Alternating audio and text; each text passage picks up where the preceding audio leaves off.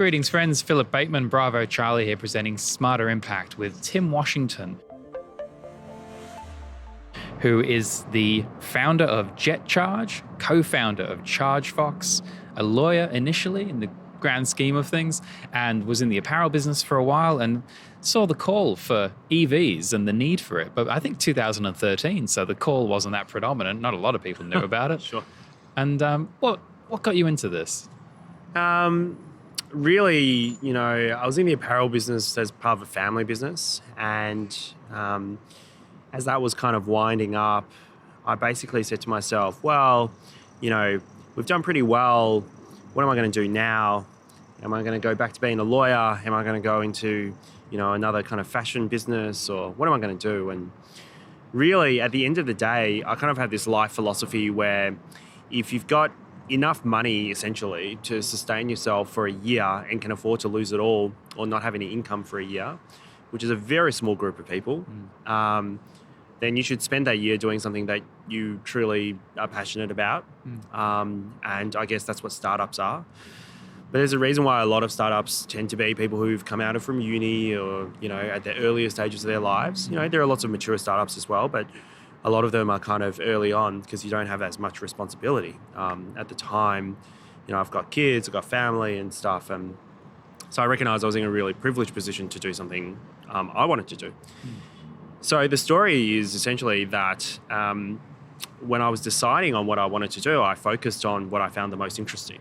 And I've always found technology really interesting, and that's just because I'm pretty typical geek coming out of school. I didn't study engineering. I didn't have any of that nous, but I wanted to do that. Wanted to do something with cars. Yeah.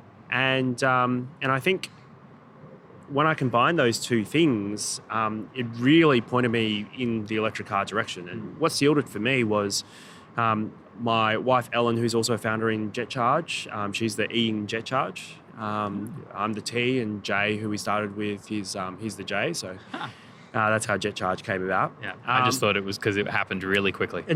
No, well, we actually couldn't think of any other names, so we just got each other's names. But essentially, she said, I'm going to be supporting you for a year. It has to be something that's meaningful. It can't just be, a food delivery business with electric cars, and it has to be something, that's good. And I'm like, okay, well, how about we look at EVs, and in particular, let's look at electric vehicle charging? Because the more I did research into it, and I just thought to myself, all right, well, Tesla's kind of getting off the ground now with the Model S. They had the Roadster for a while, but now they're really getting off the ground. Nissan had their Nissan Leaf, and that was about 2010. Mitsubishi had their iMEV. And all the articles I could find were about how these vehicles were going to be revolutionary, how they were going to take over the world, how they were going to ultimately be cheaper. But nobody was talking about charging. And I thought that was a pretty interesting thing because really, if you've ever driven an electric car, it's pretty similar to driving other cars, except it's more fun and it's more comfortable. But the charging, everybody said, oh, you just charge it from home, right? And I just said to myself, I'm like, it gets glazed over, but it seems like a pretty fundamental change in terms of how we service our fueling needs. And so I started looking into how we do charging and all of that. I went to Norway, which even back then was, already quite far advanced. I had, street side charging infrastructure. And I kind of said to myself, this is it. I think this is basically where we're going to spend the next year. So that's kind of how we got into the EV charging space. And then we decided that if we wanted to get some traction in the EV charging space, we needed essentially to get the biggest name at the time, which was Tesla. Yeah. And back then in Melbourne, Tesla didn't have a presence. You could pre-order one, but you couldn't do much else.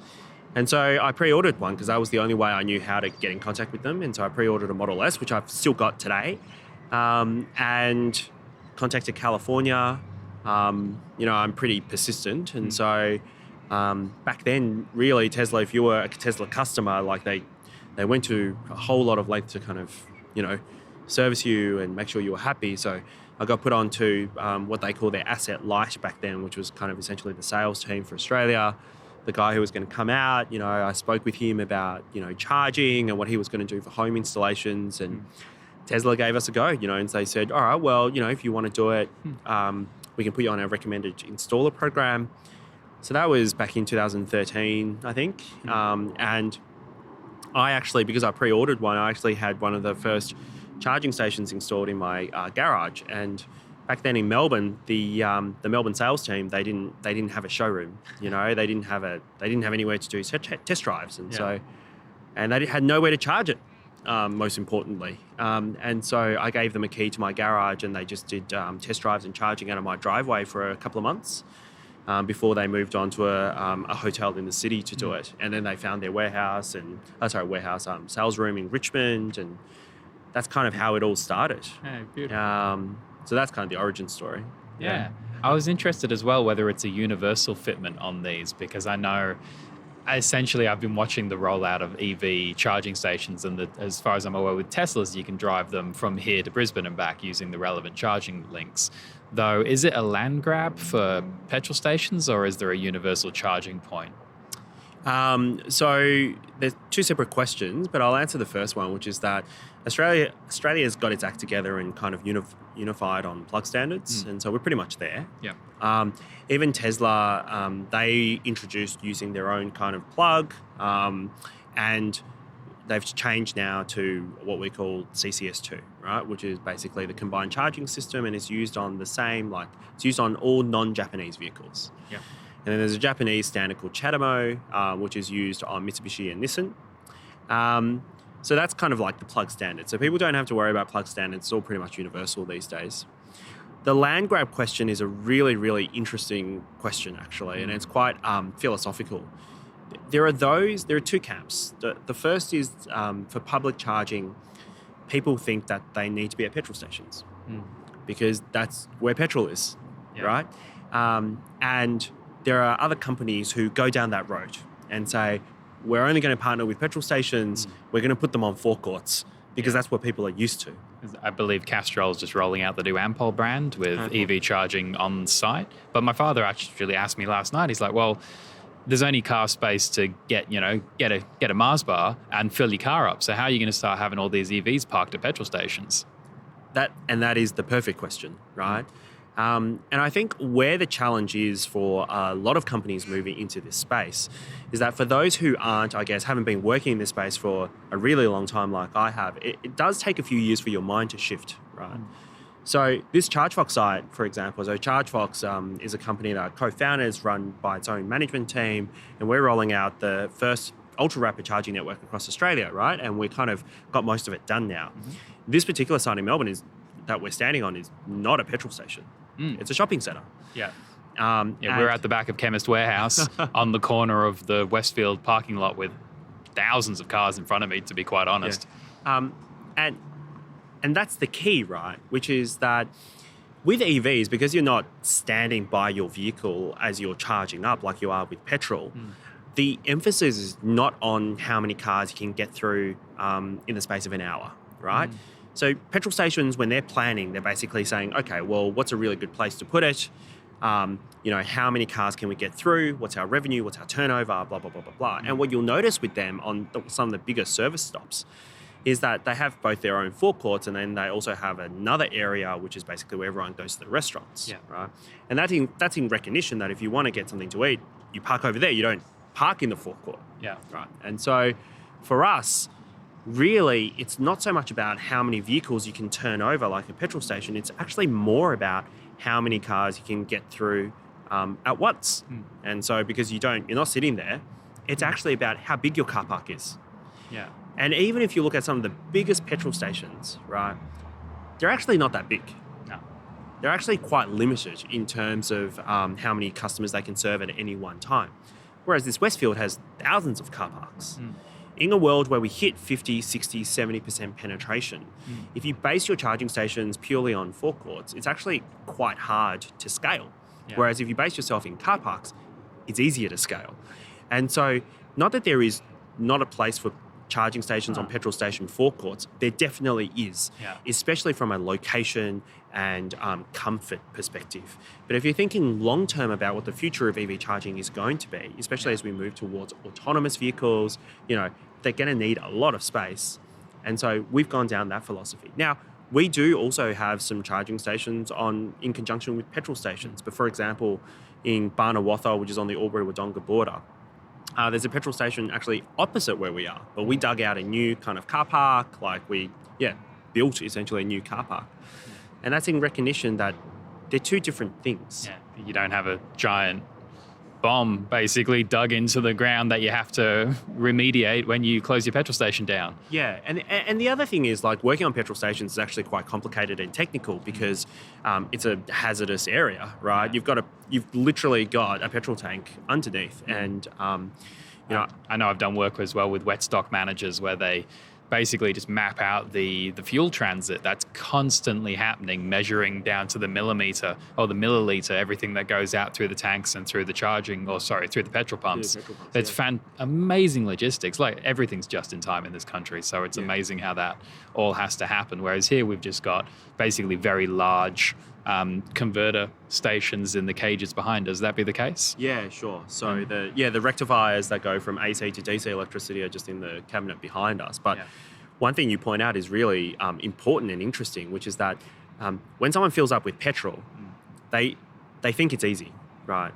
But what they don't realize is that the amount of effort that has gone into making sure that petrol gets into your car when you pull that is actually it's an incredible operation. And if you think about it, it's actually quite amazing that we've managed to get to that space, because it has to be, pulled out of the ground somewhere in the Middle East, and it has to be transported, then it has to be refined, then it has to do all of that.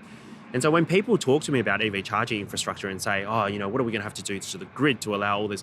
I mean, it's actually quite laughable in comparison to how complicated getting petrol in the ground is, because we produce all the electricity here.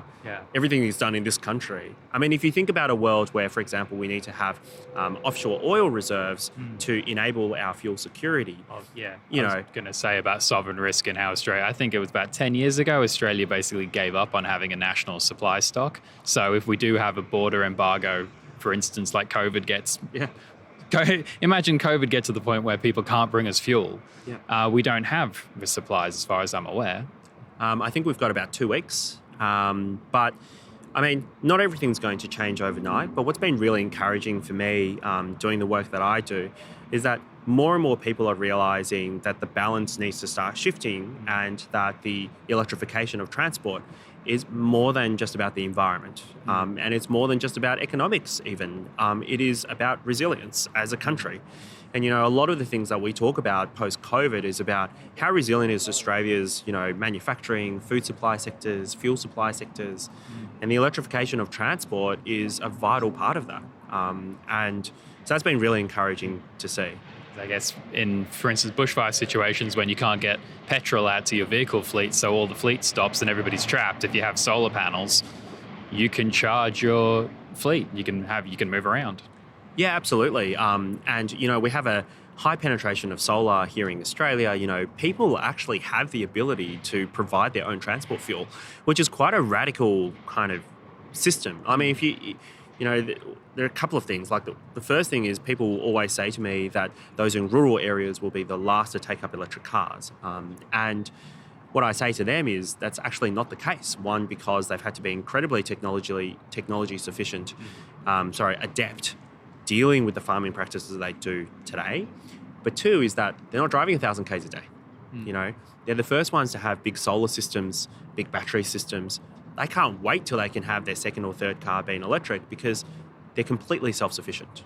I mean, that's the first thing. The second thing is, in disaster areas, I mean, if you look at Japan, one of the things they do is when there's an earthquake or there's disasters, they've actually got fleets of electric cars, Nissan Leafs, that not only transport the emergency people to site, but then they actually plug all of those Nissan Leafs in and use them as battery to supply the emergency supply sites. So they can actually transport their power there, because, setting up like portable solar and battery storage still takes a bit of time. But if you've got a fleet of 20 cars and they can provide enough power for, days, then that's a really efficient way of doing it. So that's what they do.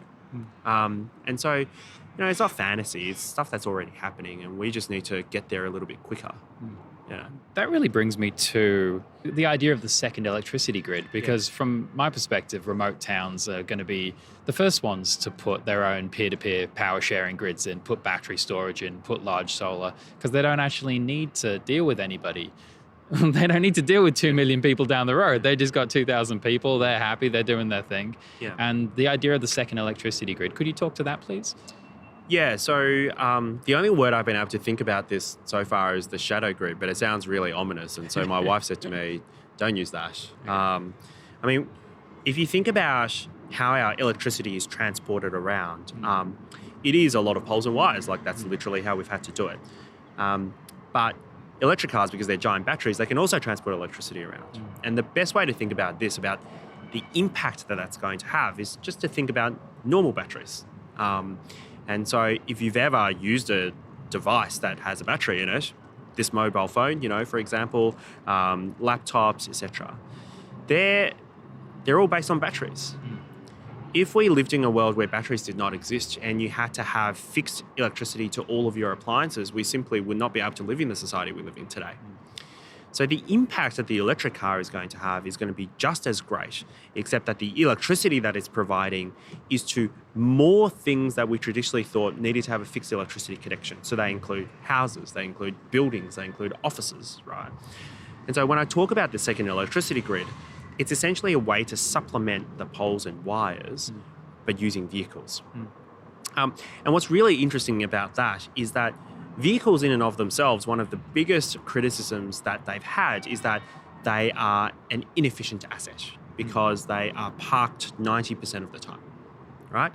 They're parked there, they don't do anything, they cost you money, rego, that's why a lot of people are saying, well, I'm not going to get a driver's license because I don't need it. I'll just grab an Uber or whatever because it's so inefficient, it costs money. And so what we're saying is, but what if it's plugged in every time it's still? What if it's doing something every time that it's parked there? And the thing that it's doing is that it's supplying the cheapest form of electricity and the greenest form of electricity you can get, right? What if it's the cheapest way to store and distribute electricity? If that's the case, then does that car become the most valuable asset that you have? So are you suggesting that we could get closer and closer to our emissions reduction targets by using the growing asset of EVs to basically just move more and more and more and more solar into the grid? Yeah, that's exactly right. Because we've got a couple of problems right now, right? The first is that with the increased amount of renewables in our grid, the distribution networks are needing to deal with various technical issues that are all solvable, but they do have to deal with those issues. And what EVs allow us to do is at a micro scale, so basically at a local scale, houses, buildings, we're able to switch the charging of our vehicles from off-peak, which is like, 1 a.m. in the morning, all of that, to actually during the middle of the day when solar's booming. And so rather than export that solar, we can actually store it in cars. And the more EVs we have, the more we can store. If you converted Australia's entire car fleet to electric tomorrow and you used an average electricity kind of pack size, you'd have enough storage for 2 snowy hydro schemes, right? The difference being that the government hasn't had to pay for those 2 snowy hydro schemes, that it's in everybody else's hands, right? And so we can store more solar, which basically means people can put more solar on their roofs. They don't have to worry as much about export limits. And the distribution networks don't have to worry about things like voltage controls as much, right? So that's the first thing it solves. The second thing it solves is that at a grid level with large renewables projects, we have this problem where there's too much renewables during the day and there's nothing to soak it up. And so because the peaks tend to happen when solar is not at its strongest. With electric cars, with smart charging, what we're able to do is we're able to time it with that production. And if we're able to link the timing of charging of these vehicles with these solar farms, with these wind farms, we can actually help them build bigger solar farms, help them build bigger wind farms and achieve greater economic returns for them, but at the same time deliver extremely cheap electricity, even for those who can't get a solar system on their own house. It also allows us to do things like upscale commercial size solar. So for example, right, on this shopping centre, they may size a certain amount of system to serve as a certain warehouse, right? What we're able to do is we're able to say, okay, well, why don't you oversize that, give it as a benefit to your employees, right? So they can charge up during the day from solar. They can then take that electricity home and power their house with it. Now, they may be renting, they may find it really hard to get solar, they may live in a flat or whatever, right? But they're actually able to take solar from your property, from the commercial property home. There is no difference. I mean, there are some loss factors, sure, but there's no real difference, right? Yeah. The environment doesn't really care where you're using all of this. So we actually think electric cars, just like any form of battery storage, will increase the uptake of renewables and increase the viability of renewables. But the key thing is the co-benefit that exists with electric cars. One, the battery packs are bigger. But two, you get to drive it. Yeah. I mean, you're not going to find a better asset than that. So the modern office perk then is essentially that you go to work, your employer powers up your mobile battery, you go home, and then you plug in, and then you don't have to pay electricity at home because you got it off your roof at work. That is absolutely right. And what's really interesting... It's a pretty good package. Oh, well, I think it's a great package, right? And the thing is, if you size your solar properly, you know, if you get the right companies to do it, then it doesn't actually have to cost the employer much at all. I mean, this is something that we do at our work. What's really interesting is that people are happy to offer free charging to people's vehicles, right? But as soon as you start telling them that they're going to use that to return the power back to their house, right? The employers start going, oh, whoa, hang on. We're not paying for our employees' kind of home usage. To which my kind of response is always, well, what do you care if they're just using it for fuel or if they're using it for their home? Like, you know, it doesn't really matter to you, does it? They could just live really far away and drive a lot, right? Yeah. It doesn't really matter to you. But there is this psychological barrier that has been ingrained in us that we need to break to say, no, this is part of working somewhere, like this is part of staff retention. You know, one of the biggest costs that we have at the moment are our fueling costs and our home electricity costs, right? If we can combine those two and take them completely away just because you work somewhere, well, then those workplaces are going to benefit from better employees, happier ones. We think it can be a real perk. We think it is the way of the future. And that's exactly what's going to happen. There's a few things in my mind. One being that I took off the front of one of your websites, 52% of all new car purchases are government or fleet. And I was wondering what's stopping basically people handing out electric cars. And I guess this ties into really my question of, if you were the Minister for Transport and Energy, what would you do from a policy setting to give us a 5-year horizon to get this all, you know, not just... Because it's great that there are 6 car spaces here and then there are thousands in front of me. Yeah. What do we do within 5 years? Because people are talking about, you know, sustainable development goals by 2030 and things, and it's halfway through 2020. Yeah. How do we make a meaningful go at this, and what's stopping us? Yeah, I mean, there's a lot of things to unpack there. The first is a recognition that most of charging happens privately, so in homes or in buildings. So these charging stations that you see out here are actually only to service around 5 to 10% of all charging. And so when people think about what policy goals need to be put in place, we're not talking about rolling out thousands of charging stations by the government. Like, that's not going to happen. It doesn't need to happen in places like this. Interstate routes and rural areas, of course. And there are existing government programs and government programs in the pipelines that will help make that happen. What? If you'll excuse me interjecting, because to me what just happened there is I realized that all these shopping centres and things we're standing in front of are all privately owned. Yes. Yeah, they are privately owned. And, a lot of these shopping centres, I predict within the next 5 years, will start seeing positive business cases from installing charging infrastructure themselves, right? So I don't think assistance is really needed there. What you really need to do is you need to get people into electric cars. So you need to get bums on seats, because at the end of the day, as much as we all think we know the future and we all can appreciate the benefits, until you sit in one, you drive one, you understand it, your mind's just not switched to it. So there are a few things that we can do. The first is we can close the gap between petrol cars and electric cars in terms of price. There's a few reasons you want to do that. The first is that even though electric cars will eventually become cheaper than petrol cars, allocated supply is a big issue. So the way that vehicle manufacturers work, and JetCharge work with most of them in the market, is that the head office, when they're allocating vehicles, they go, where do we need to send the vehicles first because of government regulation? right?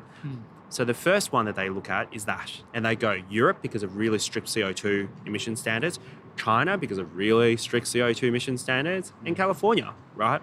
3 biggest car markets in the world have extremely strict emission standards that came into force last year and this year. They have to send it there first. Yeah. Then they go, all right, where can we sell these cars really easy, right? And so there are places in like Norway where they have really, good subsidies for We're not on cars. this list, are we? I mean, we're just not on that list. And, Yeah. and all the people that, people are like, oh, why aren't they bringing it out? Why aren't they bringing it out? The reality is, and working with these people in these companies who all actually have a passion for EVs, they just struggle to get them here because they actually have to put, I mean, it sounds amazing, but like they actually have to put a business case together. They have to present it to their head office to say, we want this many cars. Yeah. We think there's demand. And head office goes, what are your government programs? What are your subsidy programs? How are you going to sell this many? Prove you can, where's your charging infrastructure? Blah, blah, blah, blah, blah. It's just like going and pitching to any other company, right? And so we have to make it easier for these vehicle manufacturers to do it. And the best way we can do that is, one, to putting CO2 emission standards for, vehicles. 2 is to close the gap in terms of pricing, so offering a subsidy. And there are various government initiatives at a state level that are aimed to doing that right now. One of them is considering, okay, if you want to electrify your fleet, how about we cover the difference between the equivalent petrol car and an electric car? Now that's a great program because people aren't going out and just all buying, really expensive electric cars. They're actually looking at their strategy and go, what's fit for purpose? How are we going to get there? Blah, blah, blah, blah. So those 2 policy goals are really, really important. And then once you've decided, okay, we can put people in cars, then you need to go, okay, well, what charging infrastructure on top of the private ones can we do? And so they're the public ones. You have to make sure that rural areas that don't have immediate business cases for EV charging are not left out. How do we facilitate private charging? So, for example, if you live in an apartment, your owner's corporation should not be allowed to say, no, we don't want you to have a cheaper form of transport. We're going to block this, right? They should be forced essentially to allow you to install it if you can be, which is what happens in other states, in other countries. So those are a few of the things that you need to look at. Yeah. And I was curious. You've just, I've just seen Porsche and Audi have come out and announced partnerships with you. Yep. Is that across the board? Is everybody basically standing up?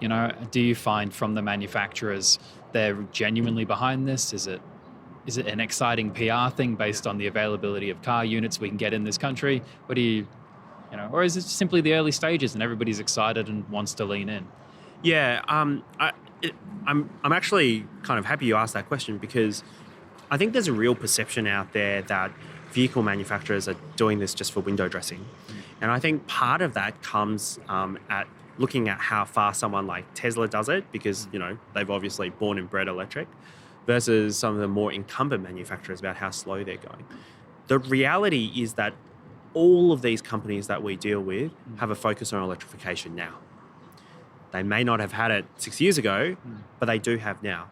But things in the auto world don't move as fast as many would like them to. They're like, oh, it's not going to come out till 2021. But I mean, I know they've got to keep parts on the shelf for 15 years just to sell a car. So the logistics to have a warehouse full of, tiny little rubber grommets for some part of an internal combustion engine with 3,000 moving parts that you have to, by law, keep on the shelf if you're going to sell a car, that kind of supply chain difference or change is just monumental. Yeah, absolutely. And it takes time to design a car. It takes time to move literally tens of thousands of executives and management, let alone everybody else in the business, into an electric mindset. It used to take them 7-year life cycle to get from prototype, actual concept design all the way through to, maturity and in market. And so when people say to me, oh, they're not going to release it till 21, 22, well, they actually started thinking about that back in 1995, right? And so I would say the first thing is patience, right? A few years' time is absolutely nothing really in the auto world. But your question is, are they kind of just getting excited? Are they leaning in? And I'm just like, well, they're all genuinely excited. They all genuinely want to see it succeed. And they're partnering with companies like ChargeFox and JetCharge because they recognize that the charging aspect of it is actually part of the car. And we haven't really thought about fueling as being part of the vehicle experience because you go to a petrol station, you fill up. The reality is most people don't care what petrol station brand it is. It's kind of like, look at your app, where's the cheapest petrol? Go get it, right? But charging is different. You know, a lot of EV drivers plug in once every day or once every 2-3 days. And so it is a personal experience. It's something that you use on a daily basis. When you go out there, you're going to have heaps of choice as to where you go. And so what you'll start finding is that charging starts getting aligned with your favorite shopping areas, or they get aligned with your council, or they get aligned. So there's a lot more scope for that vehicle experience. And so these brands are partnering with ChargeFox because we've got a network. They need to essentially have a network so that people can be confident about driving around. And JetCharge because, we've got the experience and expertise around charging. And so I always say to the vehicle manufacturers, we're not actually an electrical product, we're an automotive product, an automotive service. It's just that for the first time, the actual electricity part of it now forms part of your service offering. And so that's why they're partnering with us. They're all genuine. None of it's really window dressing. So I can say that because I work with the people on the ground who make this happen. And I know that a lot of them, like when they see comments on videos like this and stuff like that, they're just window dressing or they're not serious. They go, well, I work my guts out like 12 hours a day trying to make this happen. And then people think, but it's not true. So people who work within these businesses are trying extremely hard to make sure that our consumers get what we want. But if we don't have the support that we need from a government and policy level to make it easier for these guys, then we won't see the numbers. And we will start getting vehicles that are not suited for the Australian market, even more so than we do today. And I don't want to see that happen. I'm excited about buying an electric car, though, from where I'm looking at. To me, realistically, with what I can afford, a second-hand car that's got 80,000 Ks on it is way more in my price range for the kind of quality I'm looking for. Compared to something new off the shelf for $40,000 or $50,000 or $60,000. Sure. For people in my situation regarding EVs, what would you say to them? What's really great about looking at buying a second-hand electric car these days is that a lot of the newer vehicles that were introduced 2 years ago are now coming off lease.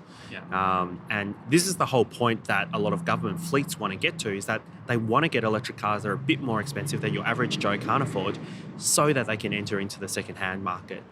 And a lot of those are coming off lease now, not with 80,000 Ks, with like 30,000 Ks or 40,000 Ks. And so you're going to be able to buy really affordable, as this massive train rolls past us right now, but you're going to be able to buy extremely affordable electric cars. They're not going to be $2,000, but they are going to be at a price range where a lot of people can afford it. And you can buy a Hyundai Ioniq like right now for just over 40, new. So when they become secondhand, they're going to be obviously much cheaper. I would also say to people that as a business, we don't count the days between kind of petrol and electric price parity. Like we don't go, it's not price parity yet, it's not price parity yet, because we know that it's going to be cheaper. We think it's going to happen within 5 years.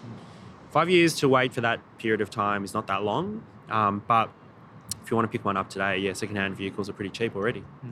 And for the people out there that want to see a green revolution, for want of a better term, or basically just the advancement of considered technology where we all benefit, I think that's better than saying a revolution. What can they do at a personal level, at a council level? Should I be ringing my local municipality and saying, hey guys, I want to see more electric cars on the street because I can't hear them, and I live near a road at the moment and I'm constantly hearing all these cars revving their guts out, driving down the road, and I just thought, ancillary benefit of electric, I wouldn't hear them doing this. Correct. What can they do? Well, there's lots of things that you can do, but I think the first thing is basically just to raise some awareness among your friends. I think writing to your local MP is always good, making sure that it's on their radar, being part of community kind of groups. That's all good. But there's a few things that we need to tackle. The first is that it's very rare for basically like a technology take-up to occur despite economic hindrance. So therefore, what we need to get people to be aware of is that electric cars will be the cheaper form of transport, and that there is basically an alignment of economics and environment, like there is with solar. Solar is kind of going gangbusters, not because everybody who installs solar is like a greeny environmentalist. It's because it's cheaper, right?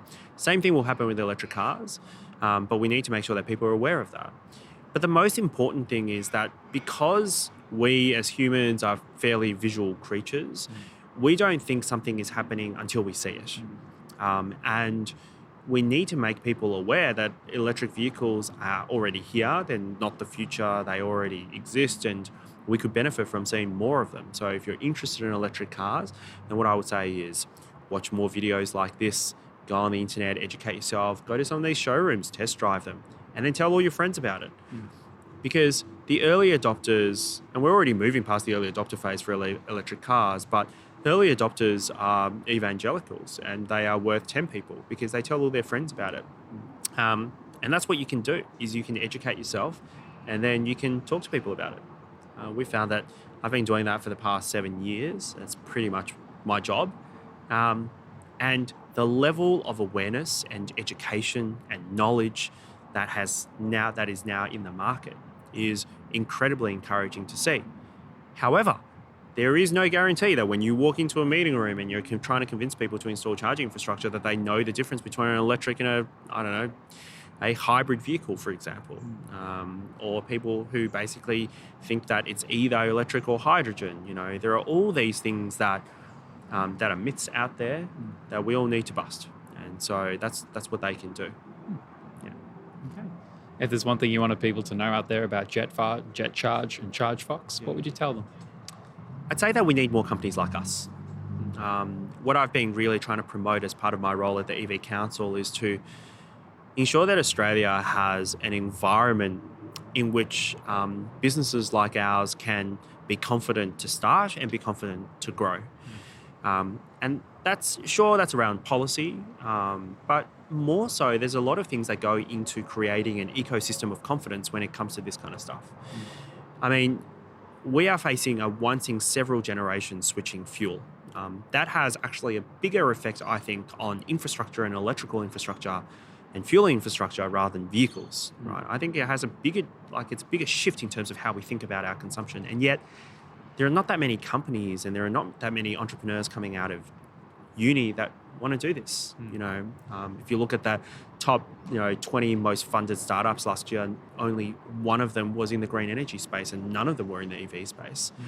And it basically means that there are more people out there willing to kind of do a mattress startup than there are looking at tackling our energy future. And I think a lot of that has to do with our energy uncertainty. I think a lot of that has to do with like a lack of policy certainty when it comes to EVs. So my message out there is that if you're thinking about what you want to do next, if you're thinking about starting your own business or having a go at something, make it something in the renewable space. Make it something in the energy space. I think energy is going to be the most exciting sector to be in the next 100 years. And it's going to fundamentally change how we kind of think about how we live our lives. So I would really encourage people to do that. And I think we as a country really should be confident in leading something. Like, let's be really good at something and let's lead the world in that. And it doesn't have to be things like, vehicle production. People get very excited about making cars in Australia, and as do I. But it could be something like, how do we integrate 80% electric vehicle, penetration into our electricity grid? Like, why are we not the best at integrating solar and batteries and EV charging? How do we enable whole countries to go 100% electric? Why aren't we the knowledge center for that? Yeah, we should be. And that's what I'm really kind of passionate about. And it comes from basically like a Australia as leader kind of perspective rather than purely as an environmental thing. I want us to be confident in something. I want us to be aspirational in something. And so, to the next generation of like startups out there who are thinking about what they want to do, give this a crack. And I'm probably inviting more competition, but that's okay, because competition breeds market. And at the moment, there is no market. So let's make that market happen. And just in closing, I'm aware Australians are amazing at building things, and we keep our heads down and we don't talk about it. And what I'm really getting from you is this national ability to get together and break through that stoicism of celebrating each other and go, all right, let's be known for something. Because we are building the biggest batteries, the biggest solar fields. We are powering Singapore under the sea. We're doing all these really cool things in little private silos. And when we've been talking about, I was talking with Andy about solar, talking to yourself about EV charging.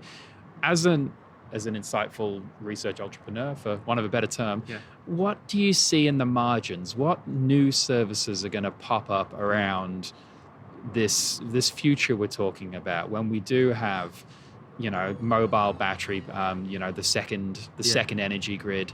What are the things that are going to pop out of that people could really be leaders in? Well, the thing I can tell you what JetCharge, for example, is focusing on is this idea of continuous electricity service for vehicle to grid, right? Like, how do we help our kind of electricity partners service something at one location and then literally have that power move to another location and then offer a seamless service at the other location as well? What needs to happen? What needs to be done to make that happen? So that's what we're focusing on.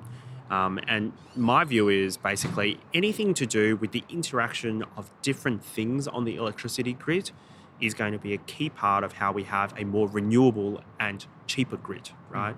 So how do we make one thing talk to another thing at grid level? So there's a lot of people who want to own the smart home space because, for example, they think they're the next Apple, or, they think they're the next Google. So they, want to control everything in your home and optimize everything, which is fine. But there's a lot of competition in that space globally, right? There aren't as many people tackling the really hard grid level questions, right? How do we make that pole over there talk to this transformer over here? And how do we make these really huge EV charging stations talk to, basically the wholesale market and all of that stuff? Tackle the really big issues. Think about more than just, I guess, the consumer side, and think more about the infrastructure side is what I would encourage people to do. Public service announcement. So we've just had a van kind of pull up in a space that says electric vehicle charging only. And this is part of the education that I'm talking about, in the sense that people need to understand that these bays are reserved, that they're only supposed to be for cars that are charging.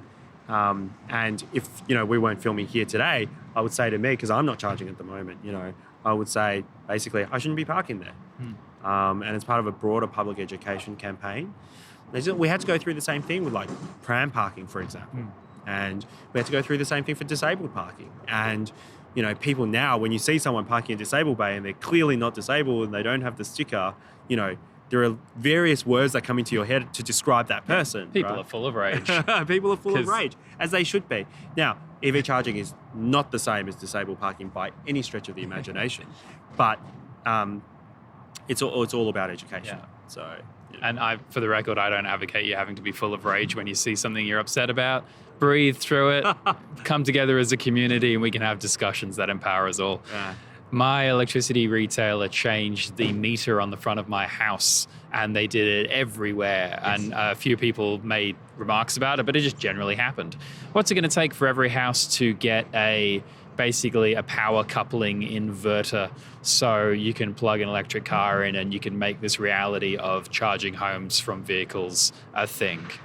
Right. So the interesting thing is, from the latter part of this year, you're already going to be able to do it with no additional changes. So, there'll be products on the market that will allow you to install it just like any other charging system.